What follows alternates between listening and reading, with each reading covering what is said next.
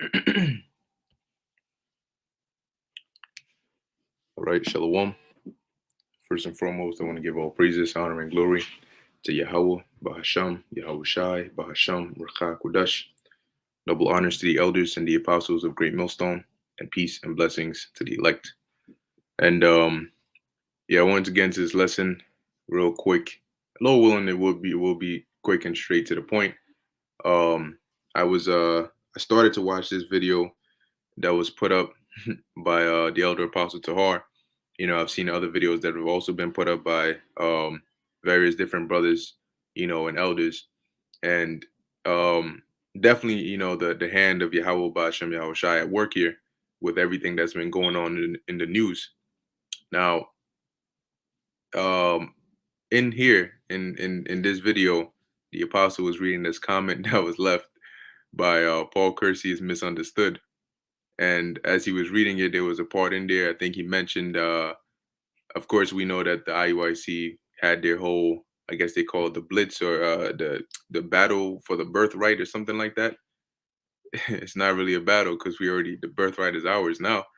All right, it's been for generations, but for title's sake, um, but basically you had them at the Barclays Center, going there, saying that they support Kyrie and doing the march and all of that, which is basically trending as he said here on Facebook. He said the video is almost at 1 million views, and everyone in the comment board pretty much subscribed to the movement and what they teach. Um, but another part here says you can get jealous all you want, but the IUIC has won the race. You've, I think he said, trailed for years, but you just couldn't quite cut the mustard. And so when I heard that, the spirit just got on me to for a title for a lesson, which is that this is not a clout competition. Okay. The point of us being out here is to push the word and to teach the lost sheep of the house of Israel. Okay, it's not to look for every event. Like you wonder why whenever there's certain events that take place, whether it's like a Black Lives Matter rally or protest or whatever, you'll have Israelites that'll go and set up shop right there in the midst of it so that the attention can go out, and more people are likely to be around that area, so there can be more eyes on, all right, on them. Now, on the one hand, this is all the work of Yahweh Bashem Yahweh Shai, because remember that at some point the Lord has set it up that this truth was gonna, as they say in this world, go viral. Which we know that our job is to just teach the word, but the Lord has various groups, all right, even the IUIC, for example, set up, and they all have a role to play. Okay, because the I was talking to my brother about it, and he was mentioning a point that he made was that the Lord set them up in a way where, being that they're so, I guess, known, it's like a gateway. So a lot of people, including the elect, those that haven't come into this, into the fold yet, they can possibly hear about Israelites through this whole situation that's going on with the IUIC, all right, and end up in the right doctrine by just stepping in through the gateway or whatever the case may be, right? There's a lot of different Israelites today that are either in GMS or like are following the same doctrine that'll tell you that when they first came into the truth, they came in by listening to a different group, and then the Lord led them, the Spirit led them to this truth. So on the one hand, the Most High is using, all right, certain groups to cause this stir up, to put, like, blow wide open, okay, the whole thing about Hebrew Israelites. So now it's becoming a thing where it's known, it's literally known, and it can't be ignored. You see? But on the other hand of things, just because the Lord uses you to do something like that does not mean that, like Apostle Tahar said, there's a scripture that says the swift, the race is not given to the swift, something along those lines. It's not about winning a race. What race? The race that we're trying to win is salvation. Okay, it's not about how many views or how many people know your group or your camp. That's not what it's about. Because at the end of the day, guess what? the hour of temptation is still coming. All hell is still getting ready to break loose. Now, when all hell breaks loose, do you think all of those individuals you saw out there are going to stand firm and say, I'm not going to take the C hip? Or they're going to stand firm and say, yeah, you can behead me because I'm not going to denounce Yahushua, or I'm not going to take the C hip? That's not necessarily going to be the case, right? So just because the Lord may use you to do something does not mean that now all of a sudden, this is the number one group that Yahweh Hashem Yahushua is dealing with. Okay. The Lord deals with duality. But the point is, the true prophets of Yahweh Hashem Yahushua, our job it stays the same. Our job description does not change. Okay. Our job description is to go out there and teach the lost sheep of the house of Israel. And as a matter of fact, the more the Lord uses these different groups to go out there and do these things, the more traffic it'll still bring in anyway. You know, remember, the Lord does everything, and the Lord does everything for a reason. So right now, it's about, I mean, we're gonna watch, of course, and observe, but you're not gonna see us out there, trying to, oh, this is going on here. There's gonna be cameras and newscasts. All right, we're gonna be there. That's where we're gonna set up shop. That's not what we're here to do. All right. Now this is the book of Matthew, chapter 24, verse 14. Now, it also made me think about the situation with what's his name? Was it Adonijah? I believe his name was Adonijah, David's son, and Solomon. Now, when they heard that pretty much David was on his deathbed, it was over.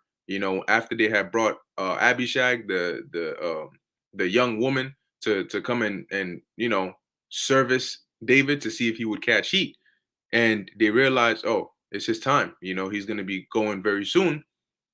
Adonijah swiftly, already went with I believe it was it Aminadab or somebody else who was the priest and Joab, and then and their crew, and they're already going there celebrating because in his mind, his anticipation was, oh yeah, it's me, I'm gonna be the king and yada yada.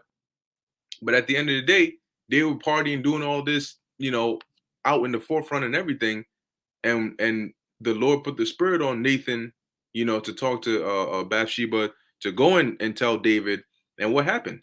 Before they realized, Solomon had been anointed king. You see? So the Most High does everything, and his hand is involved in everything. Now, what's happening now is very interesting. All right. And we definitely ought to watch.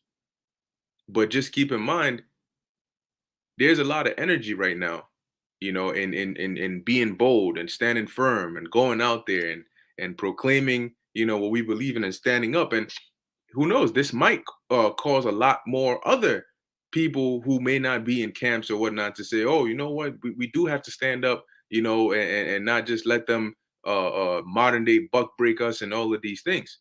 Yeah, it could do that, right? This could further rouse up the spirit in Jake, as the scriptures talk about Judah being roused up. There's a whole lot of series of events that the Lord is having take place. But at the end of the day, with all this energy, what happens when Esau comes with his full force persecution? What happens when he makes it criminal to be an Israelite? What happens when he sets up one or two or multiple false, situations, and then uses it to justify the great wrath that he's going to come down with? Second Ezra, the 16th chapter, when there's a great insurrection upon those that fear the Lord. The question is going to be then: are we still going to not? Well, are Israelites still going to be bold and keep the energy of being bold in the face of persecution? Right now, there's boldness in the face of clout, but will there be boldness in the face of persecution? See, because at the end of the day, this thing is about your life. This thing is about fighting for salvation. At the end of the day, the very core of it, that's what it comes down to. And standing firm now means you have to stand firm then. Standing firm now is yeah, okay, yeah, we're doing this, that, and the third. But remember, when it gets hard, you got to keep the same energy. You have to endure hardness as a good soldier of Yahweh Ba'Shem Yahushua. And the question is, are you going to be able to do that? Because the Lord said, it's not, the Lord didn't say, he that shall be widely known, the same shall be saved. He said, he that shall endure unto the end, the same shall be saved. So what's happening now is irreversible, right? The Lord is putting this on a high level on the map. All right. And once they the mainstream media, which they low key they're talking about it, but once it catches steam where that's all they're pushing out there, we're gonna see the next phase of things. So this is the book of Matthew 24, verse 14.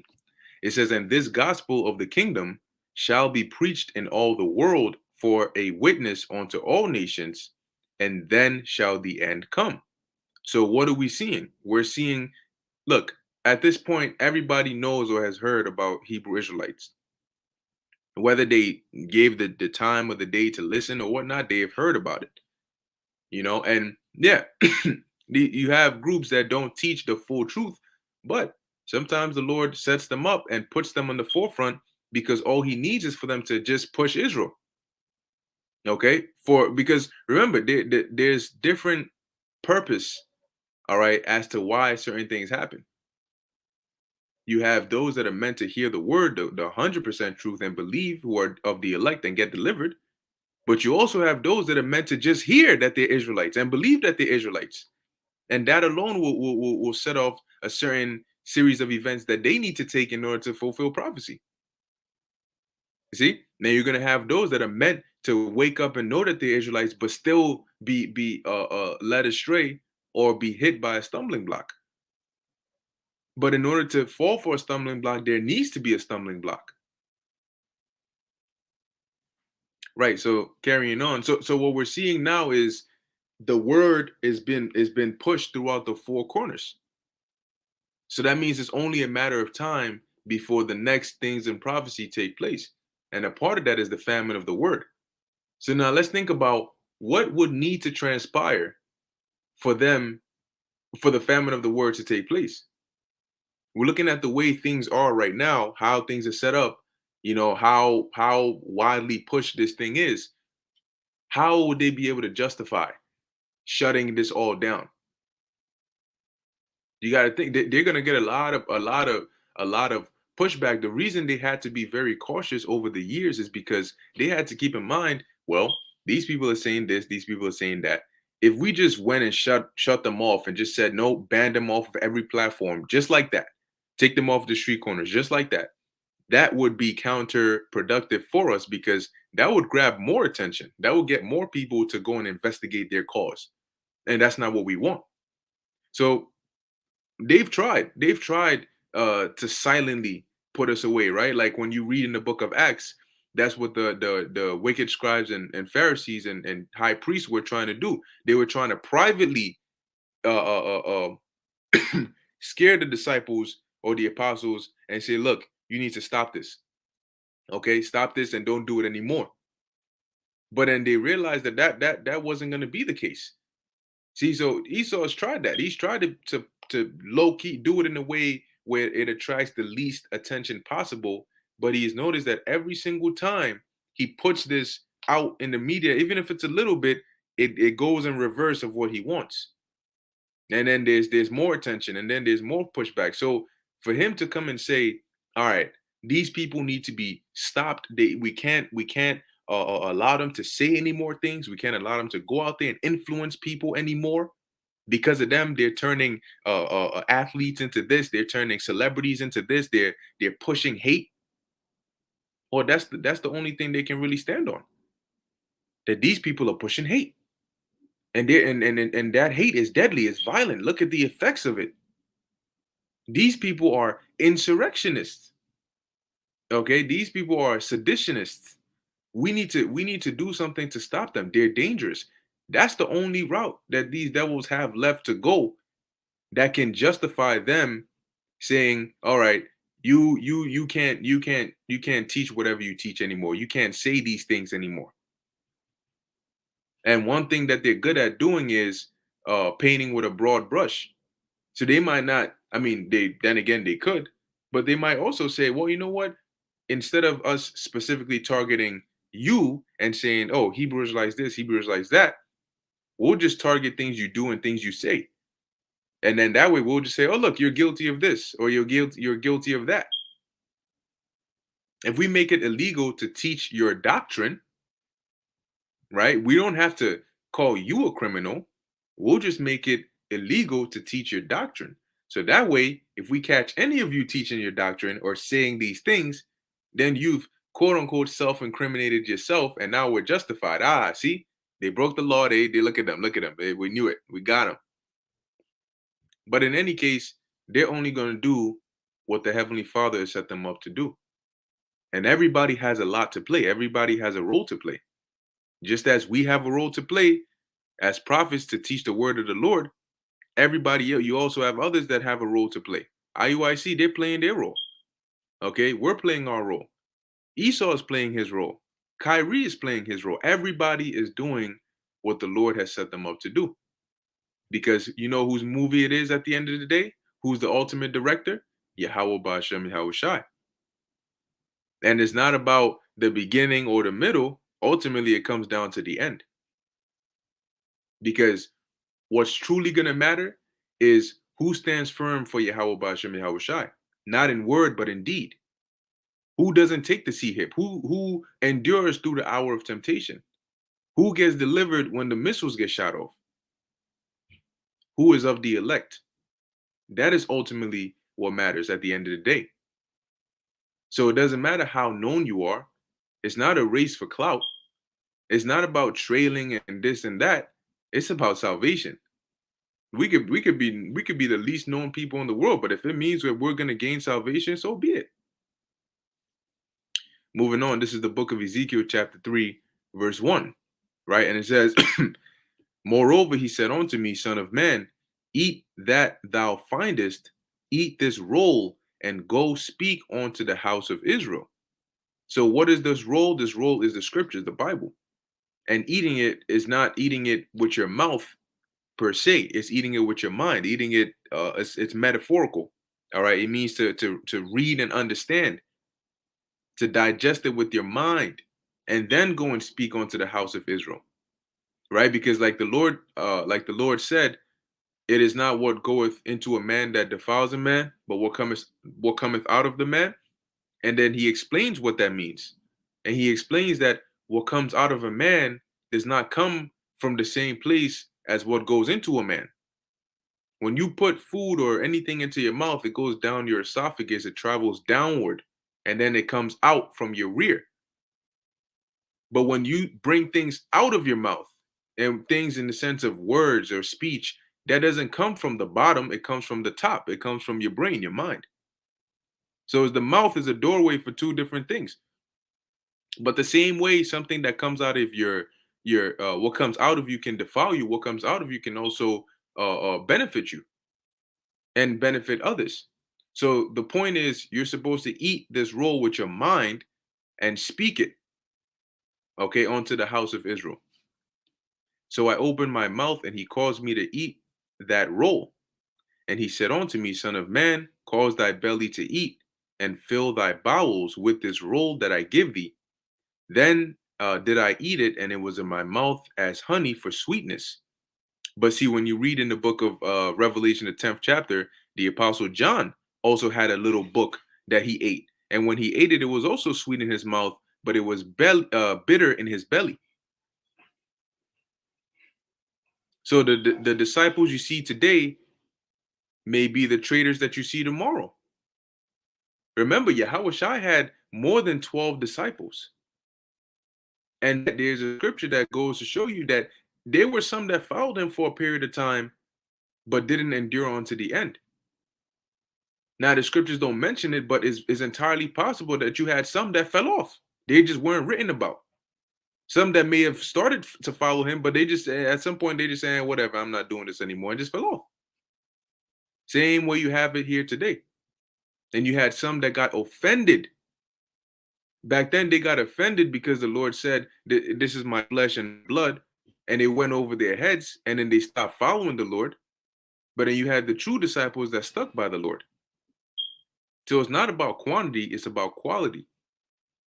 And in this time, people will get offended in the Lord. Many shall be offended because of Yahushai. And he said it back then, and it applies even until now. Many shall be offended because of Yahushai, because you got to remember, the Lord comes in the volume of the book. So you got to teach the whole truth. There will be certain questions that will be asked.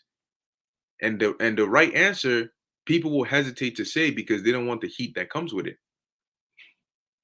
A lot of people slander, okay, us, and really they start with the elders and apostles of Great Millstone on down for telling the truth, for going into the scriptures that people don't want to go into. But now everybody wants clout until they start putting these things out there. See, now nobody wants to be associated with those kinds of things. Nobody's gonna want to be associated with truth anymore. You're gonna have people that, yeah, hey, I respect, respect, because they stood up and spoke what was right, and I support them for that. They went into the scriptures and they went into the parts that people got offended at, and they stood boldly. But will those people have that same stance when it's now on national television?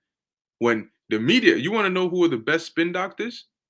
Who can take words and twist them? You think vocab is bad? What about those who sent vocab? So imagine them putting that out there saying, not only are these guys homophobic, Islamophobic, transphobic, xenophobic, they're also this and that and this and that. And and then the clips start coming out. Remember what they did, damn, when was this? Was it with the whole Covington high school situation where they showed a clip on Fox News of the brothers in, I believe, of San Francisco, and then they showed a part where you had an Edomite woman that came up, and I think she put her hands on one of the brothers or so, and they pushed her. All right, and then she fell back. Now, when you watch the full clip, you realize what happened. The cops came, and I believe they even arrested her or something like that. But that's not what happened on Fox News. Now, anybody that didn't actually go and look at the whole situation, in their minds, up until today, what's in their minds? These guys are so violent, and they were calling her names, and they pushed her to the ground. Look how aggressive, and yeah, that's what the media does. They would take that and they would twist it, and you gonna find out what demonization is. Okay. Now the question is, when that happens, are you still gonna want to be associated with the truth? When they start bringing out different things that people have said, and they start putting steam to it, and they're not, look, they don't play fair. They don't come to get the full side of the picture. They don't come for that. Chopped up sound bites. Yep, like the brother said, they don't come to play fair. They come to take snippets and then and then so these are the Black Hebrew Israelites, and let's take a listen to some of the things that they've said over the years. Then they'll take a little sound bite, chop chop, play it. Another one, chop chop, play it. And then it comes back to the news caster, and then he's looking like he's in shock. I mean, just wow. Such racial slurs and just pure hatred, even for their own kind. They call the African American woman the nigger woman. They go around just calling each other niggas, and they're just very blatant and belligerent. How can any group like this be truly sent of God? I mean, judge for yourself. Let's take a listen to this clip. Then they'll take another clip. You know, hey, the Most High's gonna destroy all you niggas. Wow. Do you see the hate on his face? And these are that's what they do. That's what they do. Okay. So when that time comes, you're gonna have people that are gonna say, and people who are on the outside looking in, they're gonna see it. They're gonna be listening to how the news anchors are hypnotizing them with those words, and then boom, they just going, what? That's what they, oh, that's that Israelite shit you involved in. You see what they saying over there? That's you. That's what you want to be associated with. I told you to stop that shit. You know, and that's gonna be a part of that test. Are you gonna deny the Lord in front of men? Are you gonna stand firm for Yahweh Bashem Yahushai? Are you gonna stand by what you believe in? The Lord, when the Lord brings the test, look, I mean, we're fighting for the kingdom, right? The scriptures say, through much tribulation shall we enter into the kingdom. We're fighting for an eternal rest. Do you think it's gonna be easy? No, the test is gonna be a test. And that's why we've We do these lessons to prepare one another for when that time comes. That's why we have these scriptures to comfort one another, to strengthen our minds for when these times come. But even that is not going to be enough. You're going to need the Spirit of the Lord. But guess what? Not everybody here today is going to be here at the end of the day. Not everybody here right now is going to be here at the end. Some are going to drop off, and we can only hope and pray to the Lord that we are not a part of that some. You know, as the Apostle Paul said, that we are not a part of those that draw back onto perdition. So you're going to realize that this thing is more than clout very soon. So anyway, moving on. This is the book of Mark, chapter 13, verse 13. It says, "And ye shall be hated of all men for my name's sake, but he that shall endure unto the end, the same shall be saved." And this is the key part right here, right? Endure what? If we're going to be hated for all men, first off, you have to be known by all men. And then the hate. So that's what they're doing. They're saying, all right, you know what? We can't suppress these Israelites. So you know what? Let's give them attention. But let's make it negative. Let's paint them in a negative light. So they'll be known, but they'll be infamous. They'll be known in a negative light. They will be disliked. We will make them the worst thing in existence. And they have the average individual in the palm of their hands to the point where they're able to do that.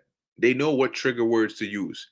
They know how to tap onto people's emotions, pathos, throwing things about children, throwing things about women, throwing things about alternative lifestyle.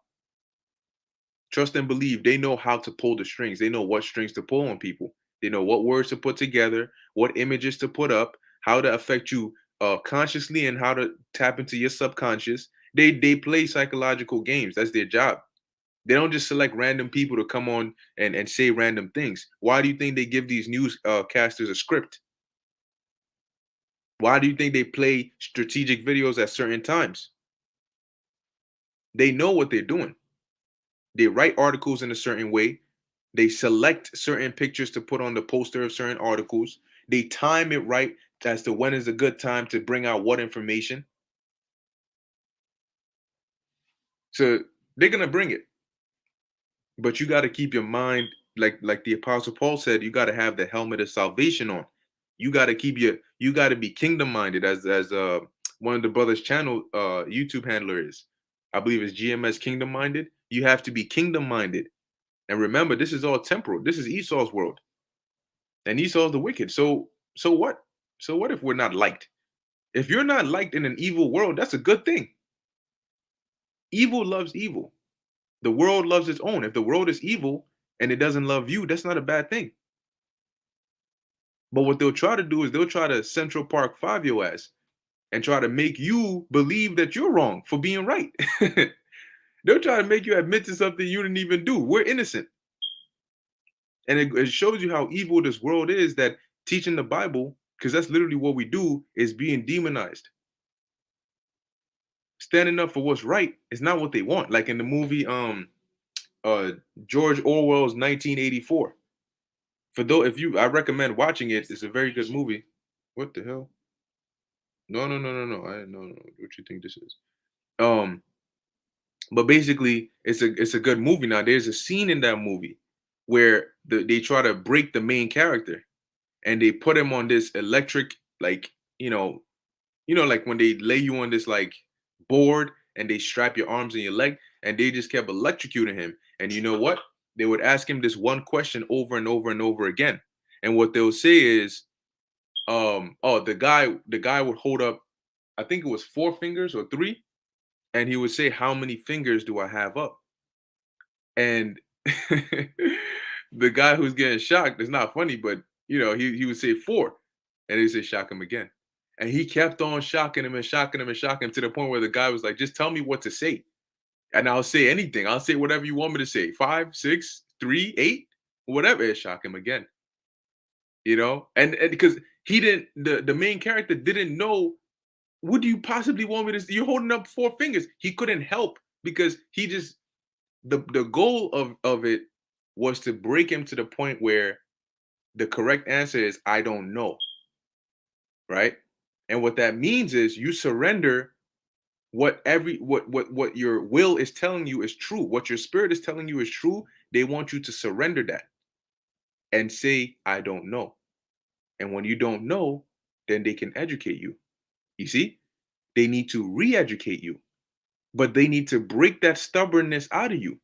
Somebody cannot re-educate you if you're already educated. Then what do you need to know? They don't want they no no no. They want to empty. They want to empty the vessel, and then they can fill it up with their doctrine, their indoctrination. So they kept on shocking this guy over and over and over again, and he couldn't help. He's like, "Yo, you have four fingers up. What?" Shock him again. You just don't get it. Shock him again for hours because the guy had four fingers up. He asked him, "How many do I have up?" He said, "You have four." He shocked him again. You see? So, in essence, that's what they're trying to do. But hey, at the end of the day, this ain't George Orwell's 1984. This 2022, and the Most High, the Most High ain't going. You know what I'm saying? The Most High ain't going to have this devil win. All right, we're gonna gain the victory because guess what? The creator or the director is on our side. So, but in order for the climax of the movie to be what it is, for the greatest movie to be the greatest movie, they're gonna need to come with Revelation 12 and 12. They're gonna need to come down with great wrath. They're gonna need to come down like madmen sparing none. But at the same time, Isaiah 59 and 19, the Lord is gonna lift up that standard against them. And we're inching towards that point every single day. We're getting closer and closer and closer and closer and closer. And it's going to get harder and more trying and more testing. And a lot of people are going to start dropping off. Just like since we're talking about a race, if you're in a race, you got people that start off. Here it is, you running a 400-meter race, and you got boom at the beginning. He full 100% speed. He's gone. He's not pacing himself. He is just gone. What happens to those people getting towards the end of the race? They're not the same as they were in the beginning. They start getting tired. They catch a cramp. They start getting worn out. They're running out of stamina. Eventually, some just give up. Some just drop out of the race because getting to the end of the race is when you really see who the true winners are. The winner is not told at the beginning of the race. The winner is told at the end of the race. Whoever crosses the finish line. So we're coming to the end of the race, and the goal is cross the finish line. All right, cross the finish line. See what we got here. Yep, there we go. Let me yeah, that was pretty much it on what I had. I'm gonna read this precept here. This is Bayan Yasharala, Isaiah 32 and 7. The instruments also of the churl are evil. He deviseth wicked devices to destroy the poor with lying words, even when the needy speaketh right. Exactly. Okay. And there's a scripture that says that the poor man what is it? The rich man speaketh and they extol it to the clouds, and the poor man speaketh and they try to overthrow him. Even in that, something along those lines. I know it's in the Apocrypha, but that's exactly what it is. But you know what? We know that it's set up to happen that way. All right, we expect that to happen. But you know what we also expect? With everything, there's a balance. Okay, with everything, there's a balance, and the one that we're truly here to please and gain favor with, the ones are Yahweh, why Yahweh Shai, Yahweh Ba'Shem Yahweh Shai. So at the end of the day, man, this ain't our world, and this is not a clout competition. Okay, we're here to serve Yahweh Ba'Shem Yahweh Shai. We're here to do a serious job. That's why we're here. It's not about interviews. It's not about trending. It's about teaching the word of the Lord and teaching it correctly. So you could be the most famous person in the world, but if you don't teach the word of the Lord the way He wants you to teach it, and if you're not of the elect, guess what? You will not be delivered. And all you be known as in the kingdom is one that wasn't delivered. Okay, so I mean, in process of time, you calm down, but at the end of the day, man, you striving to be a part of that elect. You're striving to be a part of that number. So with that, I'm going to end it here. Lord willing, that was edifying to the elect. In closing, I want to give all praises, honor, and glory to Yahweh, Bahasham, Yahweh Shai, Bahasham, Brachah Kudash. And until next time, Shalom.